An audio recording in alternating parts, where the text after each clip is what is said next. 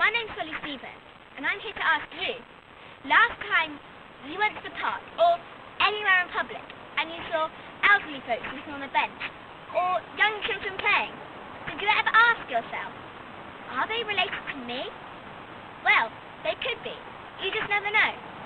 And recently I've asked myself the question, what are my positions in life? And out of all the people out there, who can I relate to as family? So I'm on a mission to try and discover as much of my family ancestry as possible. Today I'm going to make a tree, but I'm not making any ordinary tree. I'm making a family tree. See just how far back my family really goes. We will need to do lots of research, and we might even visit where my grandma grew up. So I'm off to explore my past. So we're going to start quite far down my family tree, at my grandparents. First we're going to visit my mum's dad, Paul.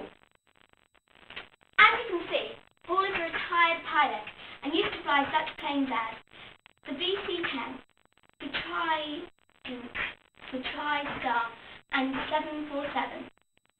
Now, I want to find out more, and I don't know about you, but I want to see those planes. So, I hope none of you are airsick, because we're going to Brooklands Museum, Paul himself, to get some extra information. My grandfather used to come on this bus to school every day, the 215 Kingston. BC-10, my grandpa used to fly. So, what was your favourite plane to fly? Well, Shelley, I very much enjoyed this one because I flew it for 16 years as a co-pilot.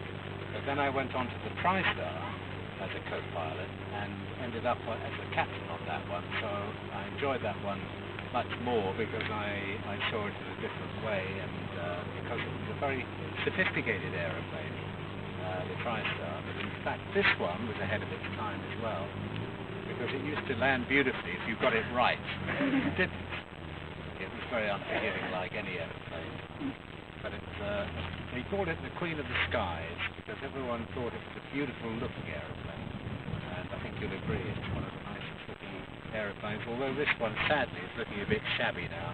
It's been left to stand too long and there's no money to look after it anymore. But the shape of it, with the engines at the back, made it very quiet for the passengers near the front of the aircraft. So the first class passengers got a superb ride. But the engines were quite noisy, Rolls-Royce Conways. So unfortunately, people on the ground got quite a lot of noise, while those in the aeroplane had a lovely ride. Well, thank you. And I think we're going to go on the plane in a minute, so see ya.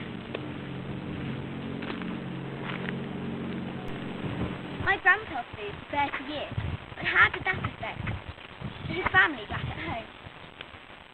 So, Mum, what were your memories of your dad flying? My main memory is of feeling so proud. We used to occasionally go on trips with my dad, and we'd go up onto the flight deck, and my dad would be all uniformed up and doing all his checklists and pressing all his buttons and generally involved in what was going on. And I used to feel so proud of him being in charge of such a huge, big aeroplane and all the people on it.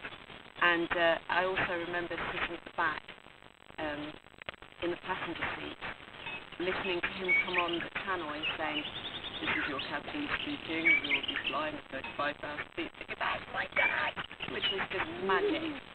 And he used to be away for quite a long time, so he'd be away for a week or 2 weeks, and then he'd come back home with his flight bags and his captain's uniform with his hat on, full of presents that he'd brought from abroad. So it was all quite exciting. I felt it was very exciting. So, how did your dad flying affect your home life? Well, as I say, he'd be away for a week or so at a time, and then he'd be at home for a week.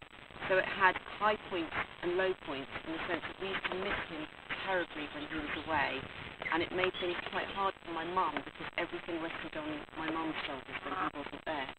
But then we had the benefit of the fact that when he was around for a good length of time. So I've got great memories of my dad building tree houses or going on treasure hunts or playing tennis for days and days at a time, or having him around to help me with my homework and things like that, which I think a lot of people, when they have dads with 9-to-5 jobs or 9-to-7 jobs or whatever, can often miss out on.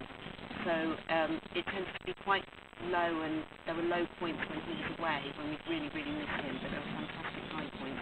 And obviously we had the benefit of the fact that he could take us on trips and spoil us rotten. So it was an interesting background. Thank you. So now we've had a slight insight into my mum's background. Let's today move on to my dad. Yesterday we arrived here at this beautiful cottage in Shropshire. We've come here with my grandma, my dad's mum, to explore where she grew up, right here in Shropshire.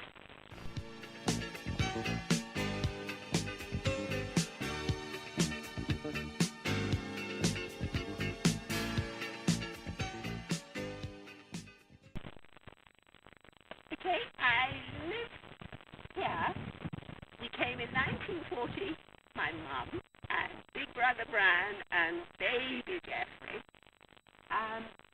Because of the bombs falling in Surbiton, my mother rushed us out to the country.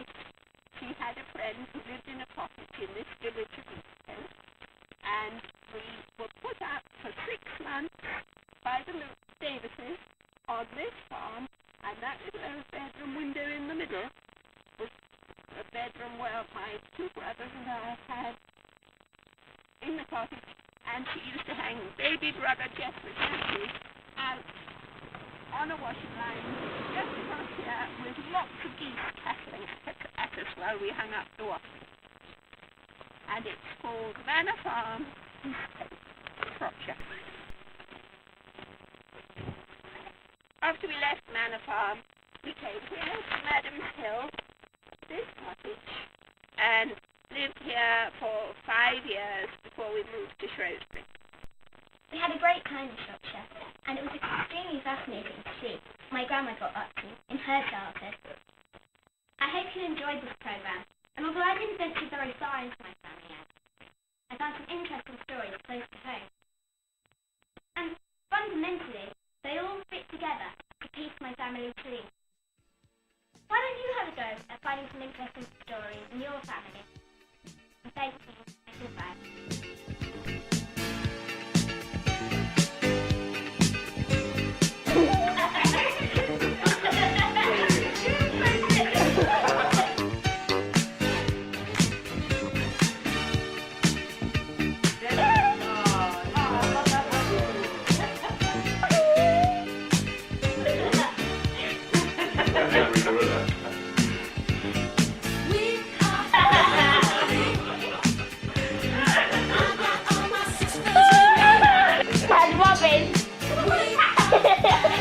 What was that?